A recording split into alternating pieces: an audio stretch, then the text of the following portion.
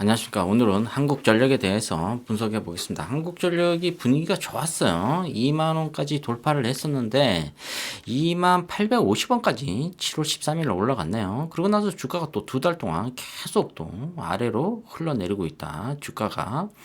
자, 시총이 11조 정도 되고 외국인이 보유 이 35% 정도 되네요. 자, 여기서 이 한국전력에 대해서 조금 보면은 이 지금 계열사 현황이 좀 나오고 있거든요. 자, 상장되어 있는 회사가 한국전력, 그다음에 한국전력기술, 그다음에 한전 KPS가 상장되어 있고 비상장세 회사가 30개가 있다.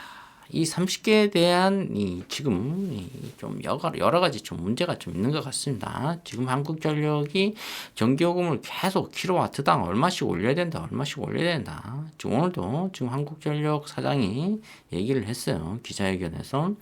자, 그러니까 주가가 지금 못 올라가게 갑자기 UBS나 맥커리 이쪽 헤지 펀드 애들이 또 들어와서 공매도로 연락이 치나요? 지금 이 공매도 칠 가격대는 아니거든요. 그때 이 가격대에 주가를 던진다. 참 의미 없는 내용인 것 같습니다. 한국전력이 배당금을 주지 않으니까 지금 찬바람이 불어서 던지나요? 자, 2만 원이 돌파해서 2만 3천 원까지 와 있어야 되는데 한국전력의 주가가 지금 빠지고 있다. 악재가 굉장히 많이 있습니다. 그래도 지금 꾹꾹 참고 계속 버티고 있다. 이렇게 볼 수가 있는데, 자, 오늘 보면 우리한테 인간을 멸종시킬 수 있죠. 이것은 원자력이라는 것은 방사능을 얘기하는데 우리가 방사능에 피폭되면은 어떠한 현상이 일어나죠? 면역 체계가 하나가 죽게 되죠. 그러면 이제 백혈병이 걸립니다. 백혈병은 지금 의학으로 해결할 수가 없어요. 자, 백혈병 걸리면은 머리가 다 빠지죠. 자, 그럼 결국은 이 염색체가 하나가 인간의 염색체가 결국은 하나가 없어진다.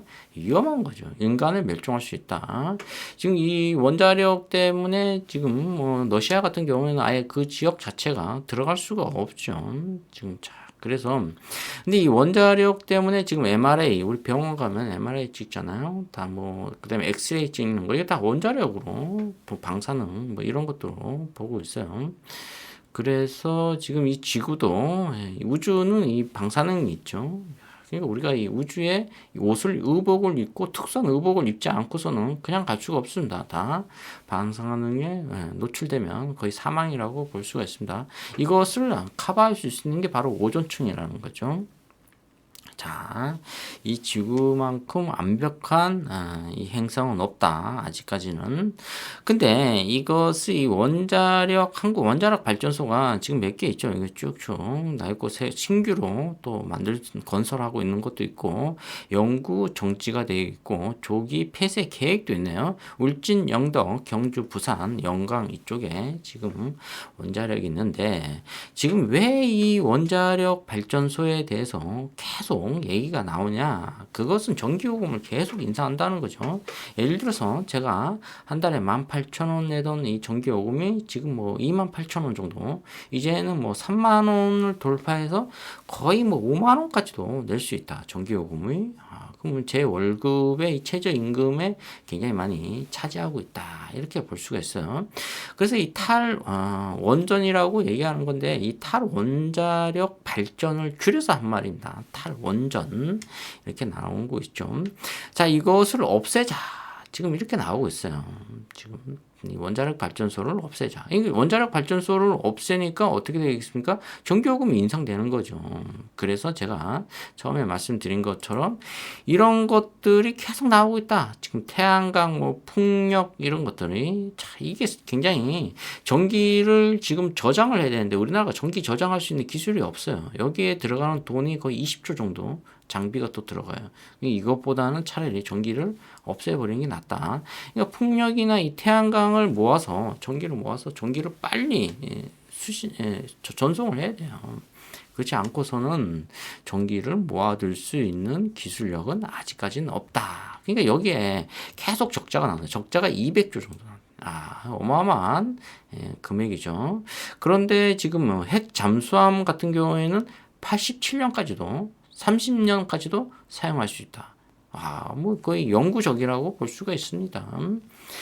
자, 이런 핵 잠수함을 만들기 위해서는 이런 원자력 발전소가 있어야 된다. 이거 없으면 핵 잠수함을 만들 수가 없어요. 앞으로는 이 뭐 디젤 이런 잠수함은 이미 소음 때문에 다 잡혀서 헬리콥터에서 잡혀서 그냥 바로 폭진 당합니다. 그 안에 있는 수많은 장병들은 다 사망하죠. 잠수함 같은 경우는 최소 그 인원들이 300명 정도 탑승할 수가 있어요. 큰 것들은. 근데 그 디젤 엔진은 들어가면 금방 나와야 돼요. 근데 핵 잠수함 같은 경우는 뭐 들어가면 몇 달 정도, 6개월 정도도, 1년 정도도 있을 수 있습니다. 식량만 보급되면 충분히 있을 수 있다.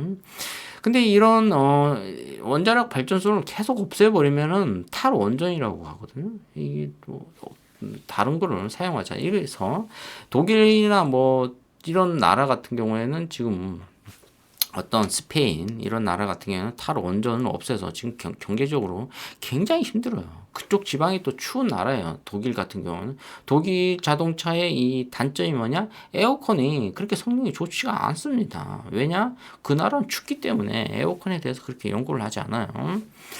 자, 이 독일 같은 경우는 탈원전으로 해서 결국 실패했어요.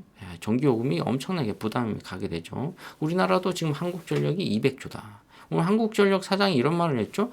부채가 계속 늘어나다 보면은 사채도 안 되고 나중에는 꽉꽉 막힌다는 거죠. 돌려막기는 언젠가는 폭탄 돌리기입니다. 내가 터질지 누가 터질지는 아무도 몰라요. 일시적으로 지나가는 것 뿐이죠. 자, 이거를 해결할 수 있는 방법은 바로 전기요금을 인상하는 수밖에 없다. 이렇게 볼 수가 있습니다. 그리고 또 한 가지 여기서 또 볼 수가 있는데 이 직원이 23,000명 정도 되죠. 여기에 이 뭐 성과금 이런 것들이 엄청나게 많이 나오고 있어요. 이런 것도 거의 다 삭감해야 된다. 이렇게 볼 수가 있고 또 누진세 같은 경우인데 누진세라는 것은 뭐 가세 대상의 수량이나 값이 증가함에 따라 점점 높은 세율을 적용한다. 예를 들어서 뭐 세금, 소득세, 법인세, 뭐 상속세 이런 것들이 누진세라는 거죠. 전기요금 많이 쓰면 또 누진세가 계속 포함된다. 이런 걸 또 폐지해줘야 된다. 그리고 또 이런 것들이 있어. 가정용 전기 쓰는 건 가정용 전기 요금에 적용되고 산업용 같은 경우죠. 반도체 회사, 뭐 자동차 회사 이거 엄청나게 많이 쓰잖아요. 24시간 풀로 쓸 수 있는 거니까 이런 건 전기 요금을 많이 인상을 해야 돼요. 산업용 같은 경우는. 근데 공공시설이라고 있어요. 우리가 막 가로등 이런 것도 전기 요금을 이렇게 분류를 해야 된다는 거예요. 또 오늘 또 한국전력 또 사장이 또 좋은 말을 했죠.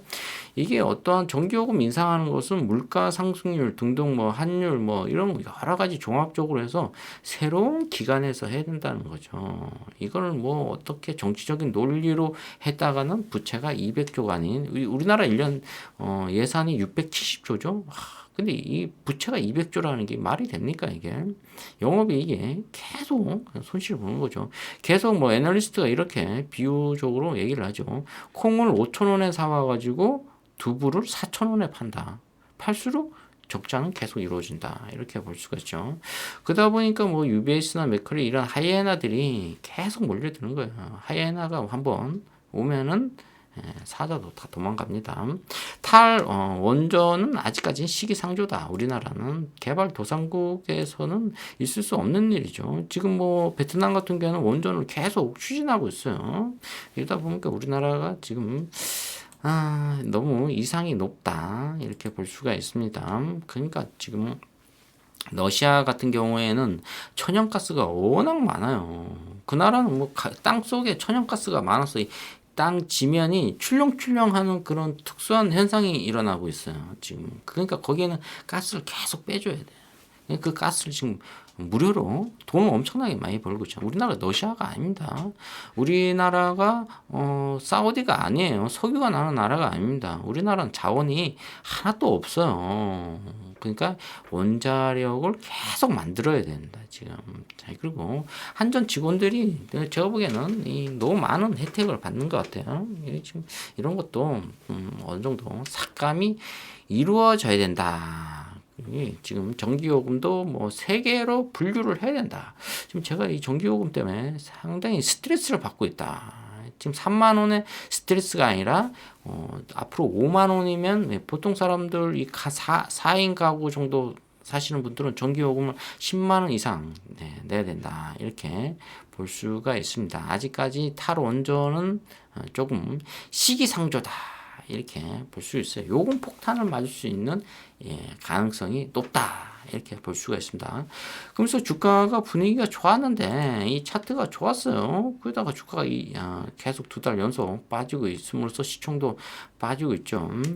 자, 주가는 다시 전기요금을 인상하게 되면 주가는 다시 올라가게 돼 있어요. 자, 200조의 부채를 어떻게 해결할 것인지 내년 총선을 눈치를 보고 있는 것 같아요. 현 정부도 정답이 뭔지는 알고 있어요. 돌려먹기 계속 하다가는 언젠가 폭탄이 터질 것이다. 그렇기 때문에 이 해결 방법은 딱 하나, 전기요금을 인상해야 돼. 킬로와트당 얼마씩 인상을 해야 된다. 이걸 가정용, 뭐 공공시설 아니면 산업용 세 개로 다 동일하게 날 것인지 부분적으로 할 것인지 굉장히 지금 골머리를 썩고 있다. 문제 해결은 반드시 정부에 있다. 근데 정부가 이 전기요금에 대해서 직접적으로 관여하는 것보다 어떠한 기관에 위탁하는 게 더 나을 것이다.